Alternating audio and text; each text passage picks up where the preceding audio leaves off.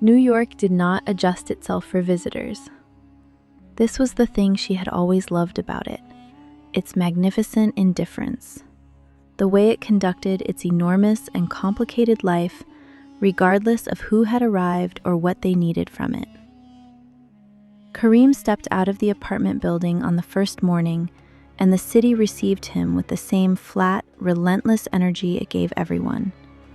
And she watched him take it in, the way he took in everything that merited attention.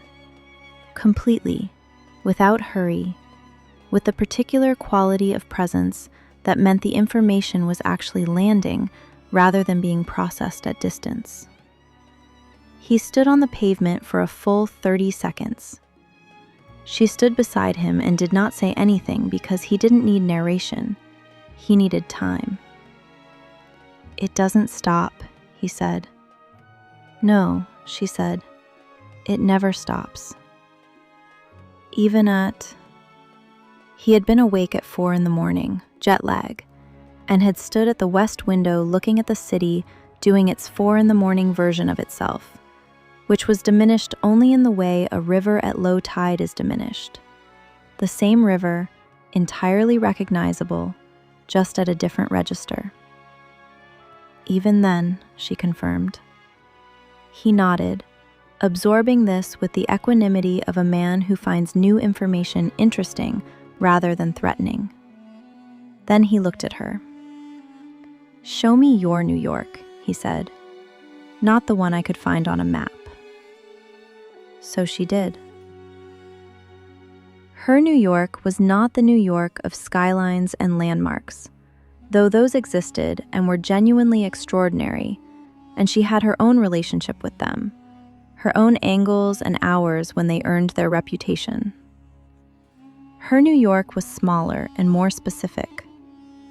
The coffee place on Mott Street, where the owner had been making the same espresso for 22 years and had opinions about it that he would share whether or not you asked. The particular stretch of the High Line at 7 a.m. before anyone else arrived, when the city below was just waking and the light came from the east in a way that made the water towers look like sentinels. The bookshop on West 4th that organized its shelves by mood rather than genre, a system that should not have worked and worked perfectly. The subway platform at Canal Street, where a man had been playing the same cello piece every Tuesday for as long as she could remember, and the way the sound moved in the tiled tunnel with the acoustic weight of something that belonged there. She showed him all of it. He received all of it with the same quality of attention, thorough, unhurried, present in the specific way she had come to recognize as the thing about him that made a room feel different when he was in it. He asked good questions, not the tourist questions, the traveler questions. Why this block and not the next? What changes in the light when the season turns? What does this place sound like at midnight? The questions of someone building a real understanding rather than a surface impression. He did not take photographs. She had half expected him to reach for her camera, the way people did in beautiful places. He didn't. He just looked. She photographed him looking, twice, and he didn't notice either time, which was the best condition for the truest frame. They met Maya for dinner on the third evening at a restaurant in the West Village that Maya had selected with the focused intention she brought to food-related decisions, which was considerable. Lara arrived first, then Karim, then Maya, fashionably and deliberately late, in an entrance that she had clearly given some thought to, wearing the statement earrings and an expression of someone who has been waiting for this dinner since a departures hall at JFK several weeks ago. She looked at Karim for one long moment. Then she looked at Lara, then back at Karim. "Okay," she said, sitting down. "I see it." "See what?" Lara said. "What you were not describing adequately in any of your phone calls." She shook out her napkin, and looked at Karim with the frank assessment she applied to everything important. "Hello, I'm Maya. I am entirely responsible for all of this." "I've heard," Karim said. Something in his expression, she caught it, the micro-expression, the real smile coming. "Tariq also claims responsibility." "Tariq's claim is secondary," Maya said firmly. "I boarded an international flight on 2 hours' notice. That establishes primary jurisdiction." She picked up the menu. "I also have opinions about the wedding." "So I understand. Strong ones. Tariq also has strong ones." "Then we'll coordinate," Maya said, with the tone of someone who has already decided she will be running the coordination. She looked at Lara over the menu. "I like him," she said, at a volume Karim could clearly hear. "I know," Lara said. "He has the same energy as you, the quiet kind that is somehow louder than the loud kind." "Maya..." "I'm complimenting you both," Maya said serenely. "Accept it." The dinner lasted 3 hours. Maya, released into a context where she could ask every question she had been accumulating since the departures hall, asked all of them.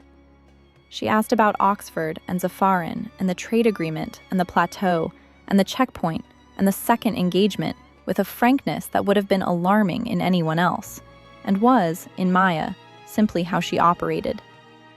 Karim answered everything with the patient directness that was his nature, and somewhere around the second hour, Lara noticed that he had stopped treating Maya's questions as an interview and started treating them as a conversation, which meant he had decided she was worth the full version of his attention, which meant he had understood her, which was the only test that mattered.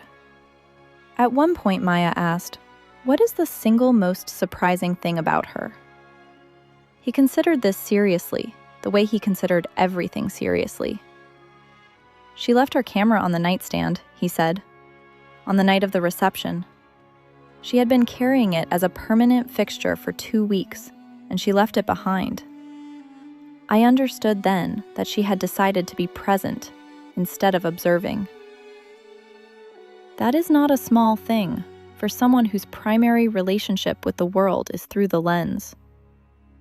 Maya looked at Lara with the expression of a woman whose analysis has been confirmed by an independent source. "That's exactly right," Maya said. "She almost never does that." Lara looked at her bread and said nothing, and felt the specific warmth of being accurately known by 2 people at the same table, which was, she thought, one of the rarer and better things available to a person. On the 7th day, he went with her to the magazine. Not the delegation meeting, not the diplomatic schedule, her workplace, her professional life, the physical building where her work existed as a catalog and a context.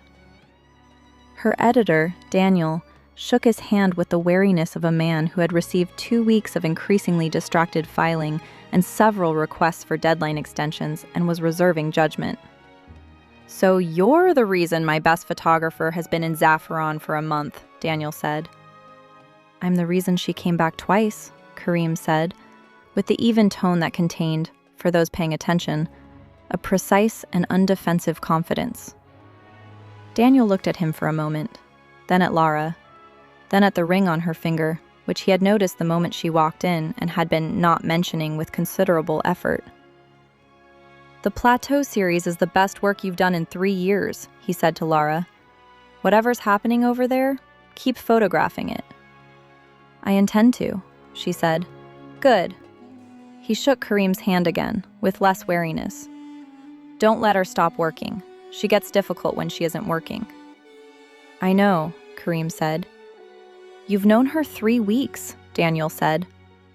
"I know," Karim said again, with the micro-expression, and Daniel looked at him with the expression of a man who has just understood something and decided it was all right. On the 9th evening, they were on the roof of her building. She had a key, legacy of a previous tenant and a building super with a flexible interpretation of access policies. Watching the city at the hour she loved best, the blue hour, the 11 minutes before it became something else. He was beside her at the low wall with the city spread below, and she had her camera and was not using it, just holding it, and he was looking at the skyline with the attention he gave everything that merited it. "I understand it now," he said. "Why you stayed." "Here?" "Here specifically. This city specifically." He looked at the water towers, the bridges, the dense, impossible accumulation of it. "It demands something of you. Every day. Constantly. And the demanding is what you need." She looked at him. "Yes," she said. "Exactly that." "Zafaran will also demand something of you," he said. And the conversation had shifted register, the way their conversations shifted, from the personal to the practical, without losing the warmth. Differently, but substantially. "I know. My father's position, my position. There are things that will be asked of you that you didn't sign up for when you came to photograph ruins." He looked at her. "I want you to go into this with full information." "Karim," she held his gaze. "I notice things. I have been noticing things about your world since the first night in the palace. I know what it is. I know what it asks." She paused, found the right words. "I also know that it has a plateau at sunrise, and a kitchen with extraordinary lamb on Tuesdays, and a library with a photograph of that plateau on the wall, and a family that—" She stopped. "A family that is worth the asking." He looked at her in the blue hour above the city, the light doing its brief, unrepeatable thing, the skyline holding its usual magnificent position, the water towers doing their sentinel work. And she looked back at him and thought, "This is the New York I will take back to Zafaran. Not the skyline, not the subway, not the blue hour specifically. This. Him in it. The way he stood in my city with the same quality of attention he brings to his own. The way he understood it without needing it to be different.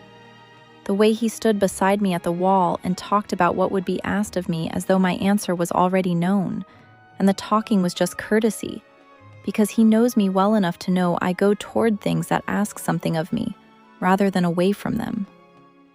This is the one I keep." She raised the camera. She took it. He left on a Thursday. The trade delegation work was done, and Zafaran required him. The proceeding was approaching its conclusion. His father needed him present for the final stages. The agreement was close enough to signing that every remaining detail mattered. She walked him to the car that would take him to the airport, and they stood on the pavement, with the city doing its relentless thing around them, and she felt the shape of the departure differently from the last one. Not an ending this time, not even a pause, just the interval between two parts of the same thing. 3 weeks, he said. 4 at most. The agreement signs, the proceeding concludes, and then I come back, she said. And then you come back. He held her gaze with the steadiness that was simply his. For longer this time. For considerably longer, she confirmed. He nodded once. Then he did the thing she had come to understand as his particular form of tenderness. Practical, specific, perfectly calibrated. He reached into his jacket pocket and produced a small folded card and placed it in her hand. She looked at it after the car had gone. It was a note, in his careful, spare, unexpectedly elegant handwriting. It said, "The light on the plateau in October is, according to Dr. Nasser, the best of the year. I thought you should know. K." She stood on the pavement with the city moving around her, and the note in her hand, and the ring on her finger, and the photograph already composed in her mind. Him at the plateau in October light, the watchtower behind him. Both of them still waiting for nothing, because they had already found what they were built for. And she smiled at the pavement and then at the sky, and then she went upstairs and started packing.